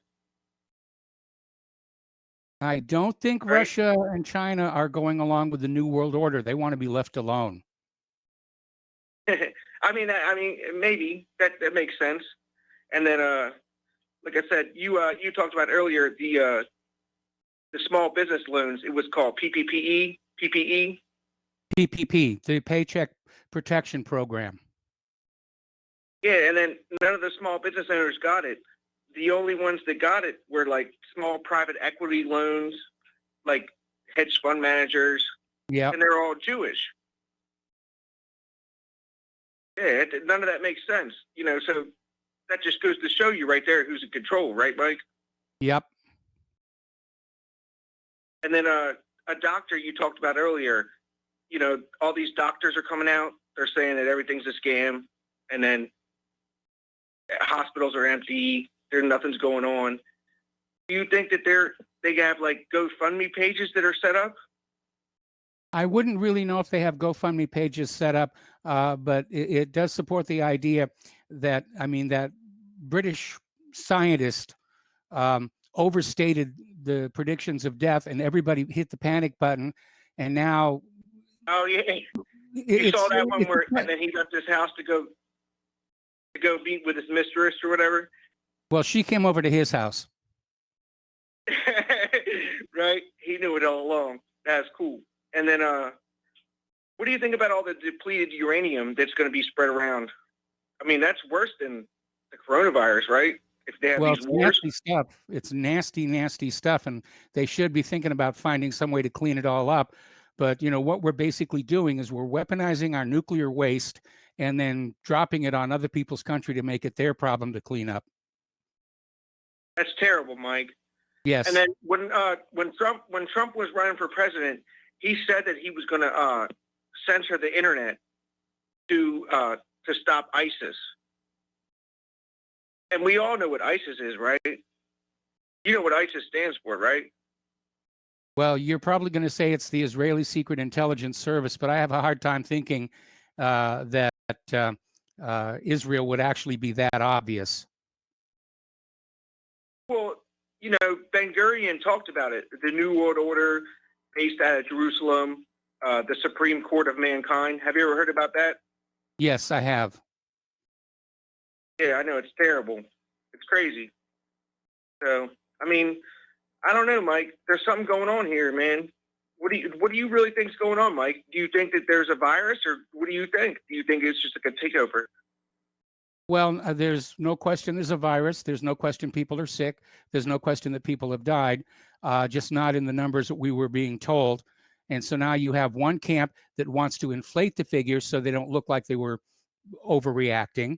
And then you have the other side that's saying, look, it's not that big a deal. It's time to relax all this stay-at-home orders and masks and the rest of it, and let us go back about our lives. And the two factions are warring with each other for but visibility. the people that are just going to go along with it and say we want to go back to our lives, they're going to take Bill Gates' vaccine, right? They're going to take the shot just to get back to some type of normalcy, right? Actually, polls are showing most Americans will not take that vaccine. So anyway, we got to take a break for commercials. Thank you for the phone call. We've got more callers waiting on the line. We will be right back.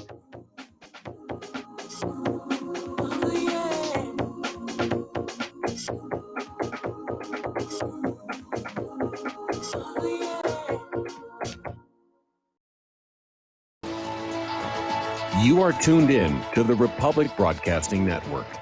Visit our website by going to republicbroadcasting.org.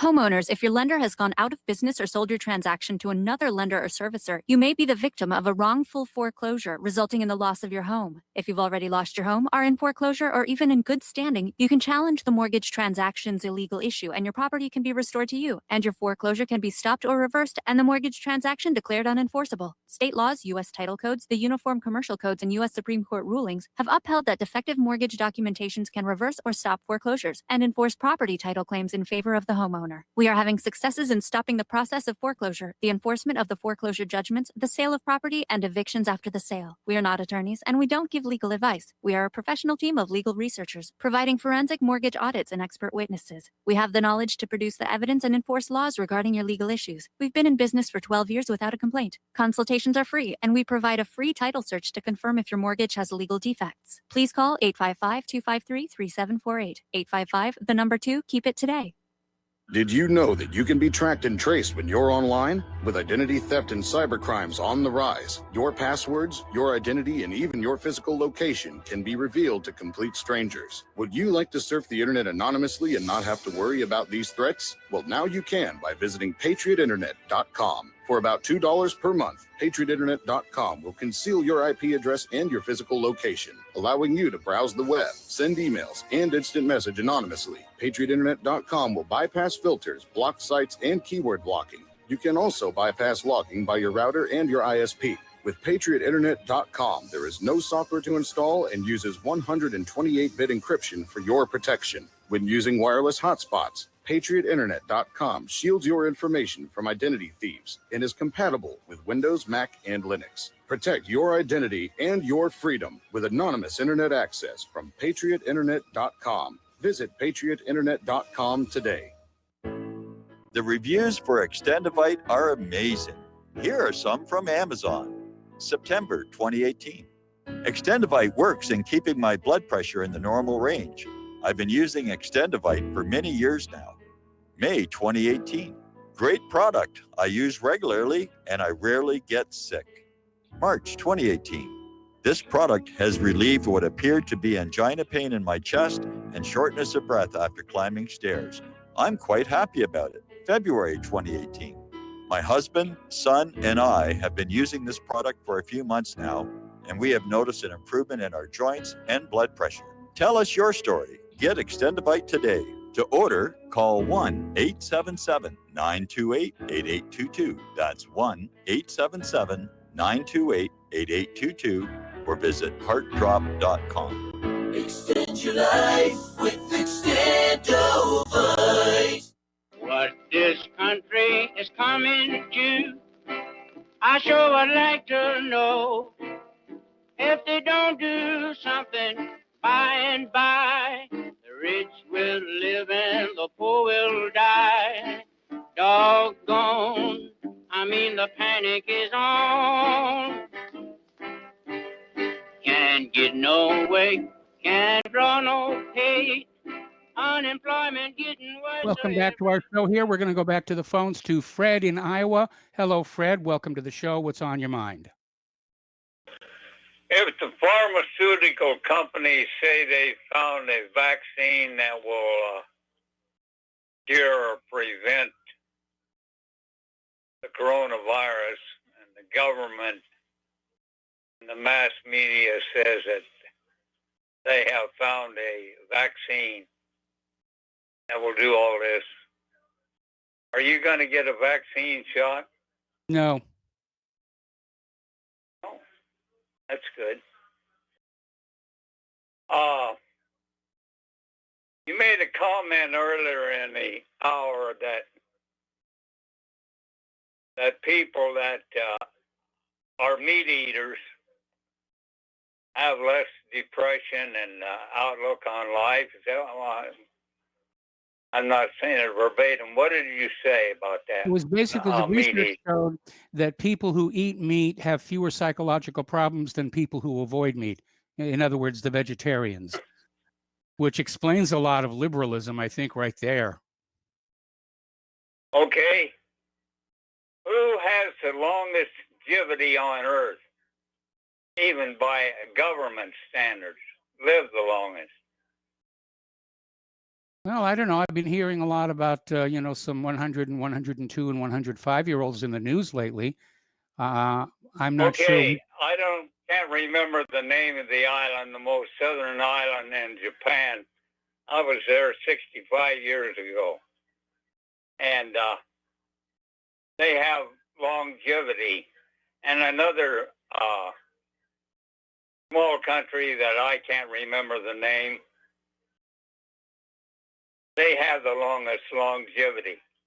Well, that you could attribute that to they are all of one ethnic group and have the same DNA and same people.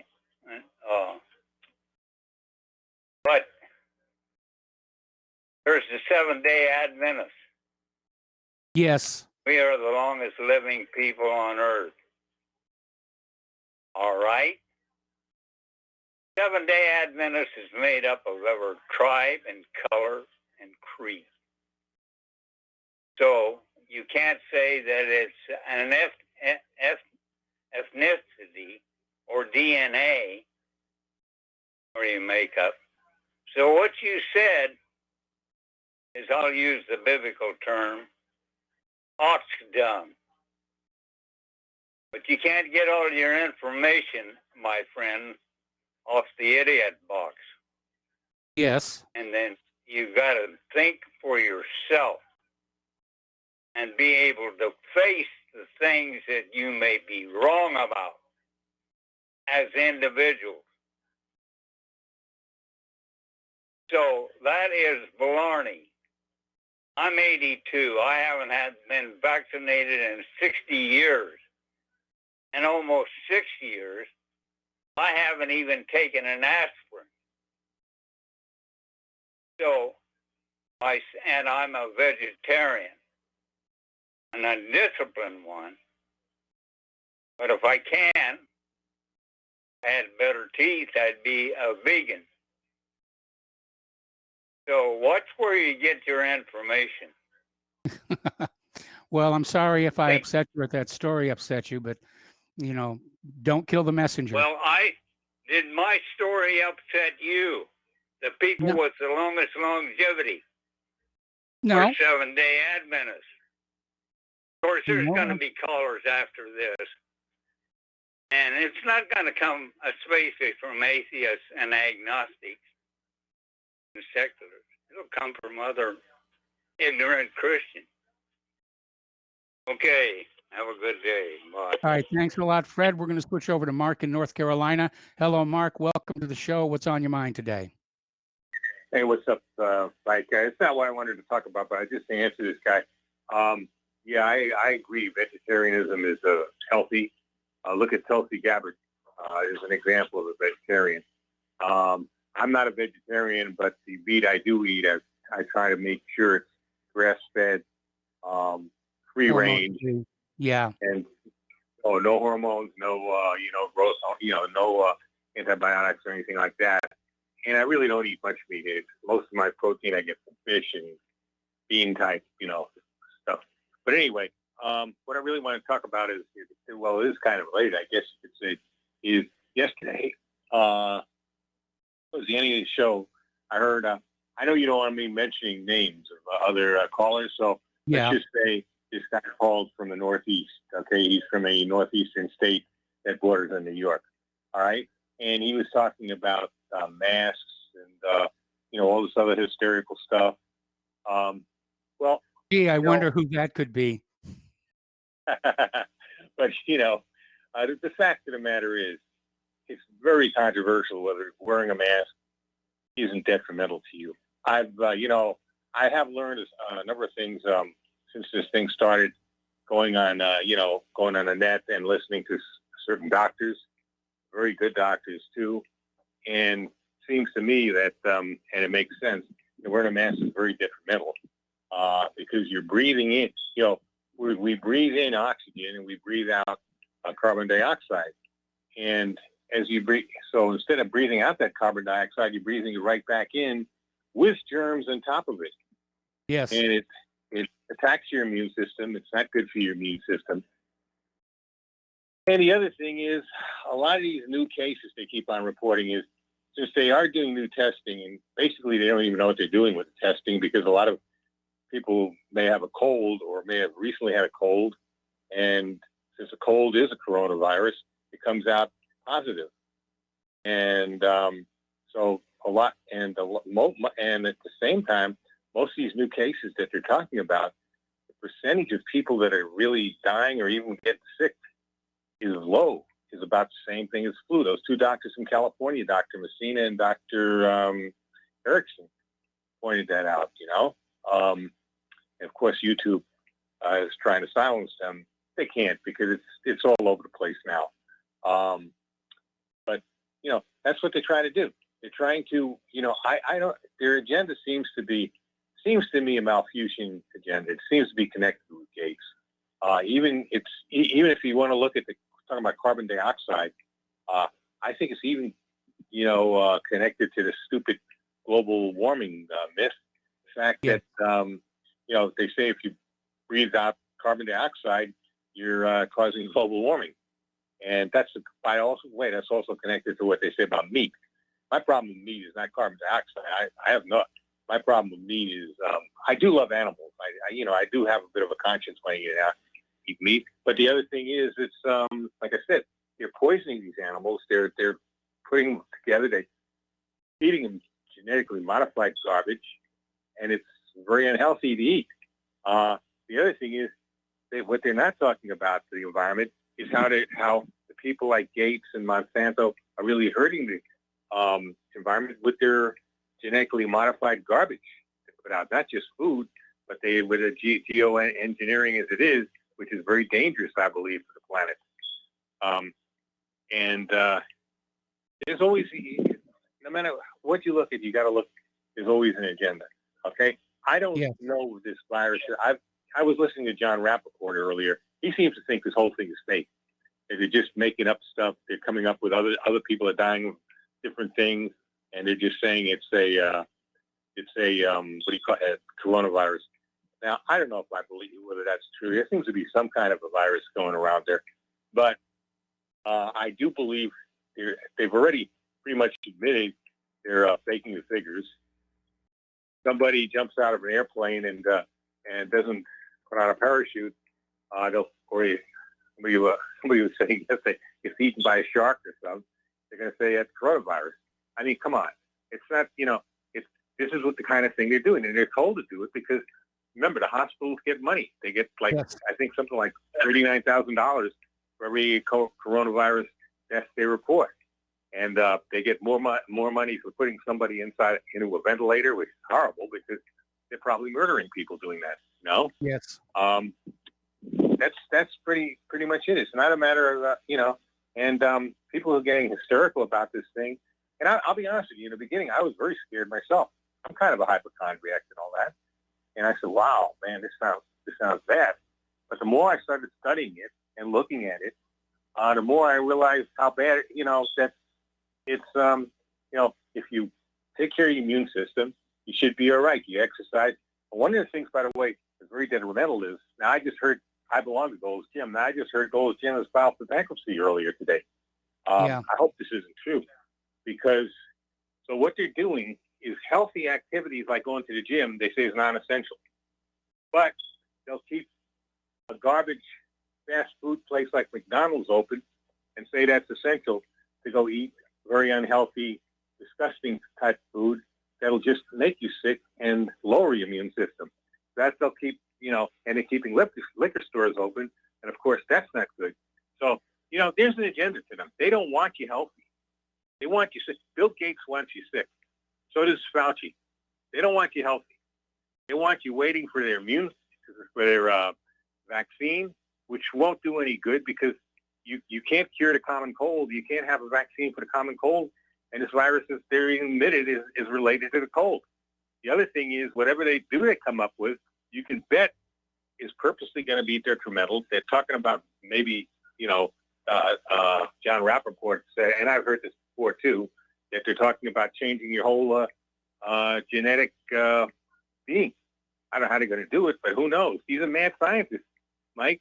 We got to be careful. We got to understand who these people are. And please, folks out there, stop being hysterical, okay? Stop with the cases. Stop with the masks. Understand what's going on. Keep yourself healthy. There's no guarantees. There's no guarantees in life. I mean, a lightning strike could come right down on my house now and cut me in half, all right? God knows. My dog, I trust my dog with my life, but who knows? Maybe he got he caught the rabies or something and it'll tear me apart. I mean, there is no guarantees in life. Anything can happen at any time.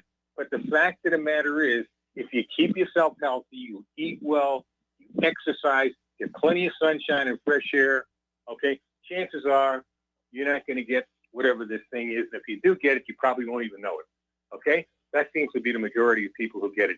And it's even older people like me. I'm up there. Yeah, I'm up in your age range, okay? If you take care of your immune system, you should be okay. Now, if you're 90-something years old, you may have a problem, okay? Even then, if you take care of yourself, this shouldn't affect you, okay? They don't want you healthy, folks, okay? They want you sick. They want you helpless. They want you crawling around on your belly or showing your belly. And they want you curled up in a fetal position in your house. They don't want you getting – and by the way, once you do come out of the house, and if you have curled yourself up like that, now you really are susceptible not only to the coronavirus, but to a lot of other viruses and bacteria also, because your immune system is shot. And this is being explained by doctors, and it's common sense in a lot of ways, too.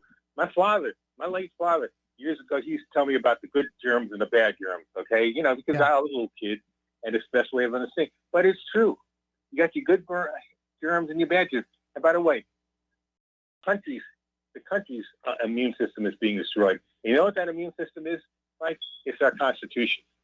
Yes. The viruses are people like Gates, Fauci, and others that are trying to destroy this country. And the Constitution, and they're stamping on the Constitution, including the Second Amendment, was probably the most important immune part of the country's immune system. And that's all I got to say, Mike. You take it easy, right? All right, thanks an awful lot. Guy from New Jersey. Answer this. Bye. Bye-bye. We're going to let you go and switch to Al in Canada. Hello, Al. Welcome to the show. What's on your mind? Hi, Mike. Wow. I just chimed in about 20, 25 minutes ago. I haven't had a computer in two days because of some master boot record nonsense. Anyway, yes. The old fellow there, what was his name, Fred? Yes. Yeah. He reminds me of Sam Elliott from that movie, We Were Soldiers. Yes. He seems to have that kind of demeanor. I like that guy. I like that. I wish he'd phone in some more. Your last caller, it's fantastic. Breathing into like an N95 mask, using it to filter particulate is not particularly a bad thing. It's actually a very good thing. Obviously, you can overuse them when they start to get oversaturated inside with moisture. They're not going to work very well. But that's just the way it is, right? Yes. But vaccinations, I phoned in a long time ago, years and years ago, to tell you that I almost died from my MMR over 50 years ago. My older brother's autistic. When I had my first fluoride treatment, I almost died. I was literally in the hospital for a month and a half. When I had at 32, I decided to get some hay fever shots. The second to last one, the doctor hit a vein, which he admitted to with my next visit. And, you know, I almost had a heart attack from that because he literally went right into my bloodstream, and he had to, you know, douse me with a bunch of adrenaline all around that shot. So, you know, there's a lot of truth in a lot of things. And guys like you with your type of show, I mean, you're not peddling toothpaste and soap for a living. Yes. Right? Right. So but my you jams really and have jams no are skin for sale in the game. lobby. You're not trying to peddle some hoax, you know, vaccination or anything else. People just have to be aware, you know, of what's going on around them. Just because Facebook has on their feed, which I don't use, something, it doesn't mean it's true. No. In fact, it's probably a lie. Facebook has become a gatekeeper. So has YouTube. So has Google. So has Twitter. I don't use any of those anymore. Well, they're basically peddling soap and toothpaste, really. Yes. The government's right? soap They, and toothpaste. you know, I mean, I Mike, you know what? I haven't had programming. When I say programming, you know, like TV, Yeah. in almost 20 years now. Right?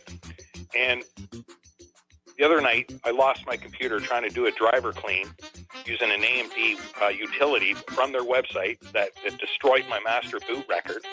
So I had no Okay, now- computer because I didn't have a Windows 10 backup. And Okay. I was Al, you got to take a break for through, commercials. like my CD collection on my Ghetto Blaster. Okay, Al, got to let you go. Got to take a break for commercials. We'll be right back with more phone calls. This is too good to be true, except this time it is real. 100%. No joke. How about a $25,000 membership to Front Sight Firearms Training Facility as a thank you bonus for a one-time donation to RBN of only $500? It is a Commander lifetime membership with no yearly fees or dues. The training is free for the rest of your life with over 50 different classes. Then leave it to your designated beneficiary. You provide the approved firearm, holster, ammo, eye, and ear protection.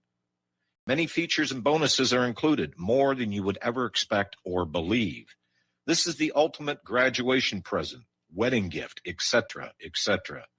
See the details. Go to RBN's webpage and frontsight.com to make it happen. You will hear this offer only on this radio network. Help keep RBN alive. Tell 5. It happens more often than we can imagine. In my case, I was sitting at home, and out of nowhere, I just started feeling uncomfortable. Then it got worse, and I started perspiring.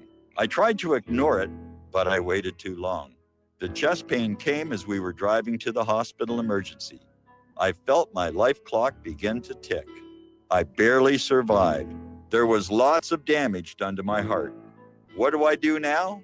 I was lucky. I took a leap of faith and tried a 7-herb formula with hawthorn, garlic, cayenne, and more called Extendivite.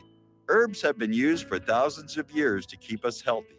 If you're not using Extendivite as a preventative supplement, maybe it's time to start.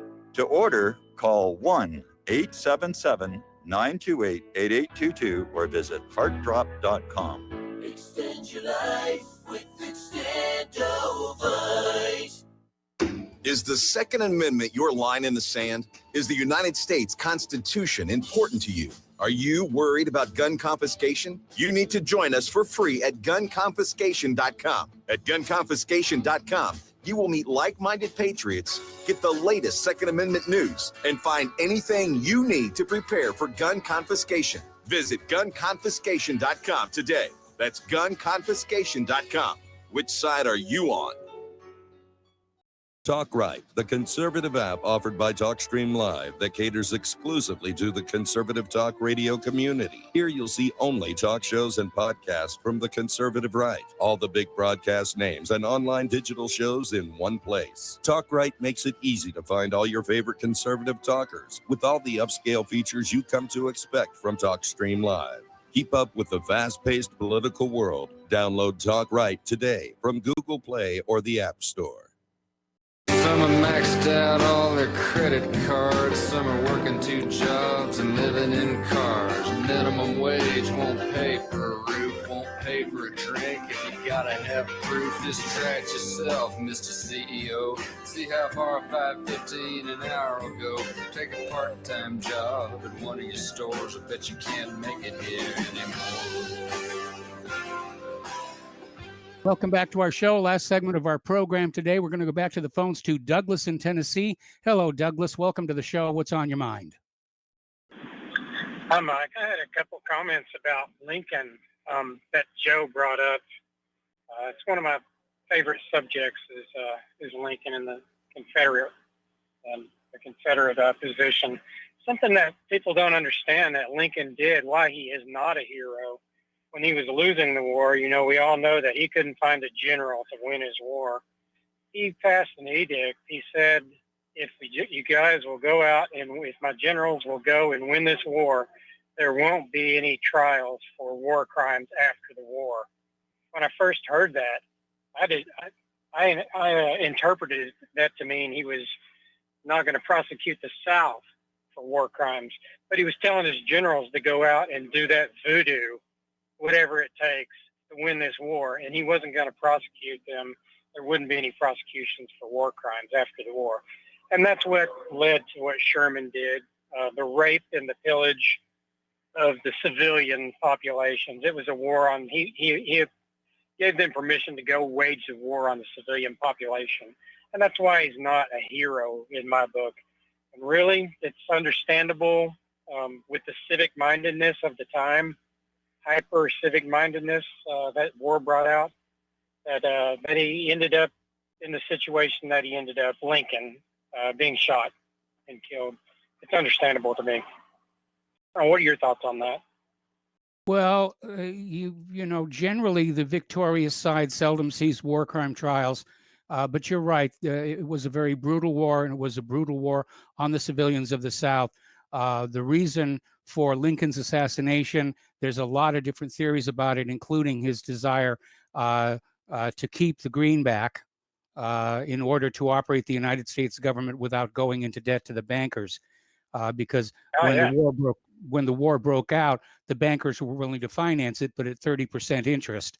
And Lincoln said, no, I'm not going to enslave the North to the bankers to free the slaves in the South. And he came up with the greenback, which he had the authority to do as president, and he basically funded the war that way. One other thing about Lincoln, when he was campaigning for the presidency in the Lincoln-Douglas debates, he campaigned on the right and the responsibility of the people to stand up and cast off tyrannical government, which seems very hypocritical when when you look back at what ended up happening under his tutelage. Well, he's a controversial figure. I think that's all that we can say. Anyway, listen, I'm going to let you go and squeeze in one more phone call. Milton in Pennsylvania, what's on your mind? I wanted to say, with this problem going on state by state and these governors that are doing all these draconian rules that they're making up as they go along, all right, we're all divided because people are thinking this is a Pennsylvania problem, New Jersey problem, whatever the case is. And it's not. It's a whole American problem, Yes, it is. You're right. And if we rise, we got to rise together and not be divided by these states. And the question I have, okay, there's nobody in power enough to override these people. They can play this game forever, right, and keep us locked up. They can. Milton, I got to let you go. It's the end of the program here. Please stay tuned for John Stadmiller. I'm sure he's got lots of interesting things to share with you. Please spread the word of RBN. Please spread the word of whatreallyhappened.com. Please donate. We need your help to keep doing what we're doing here. We'll be back tomorrow. Aloha, America.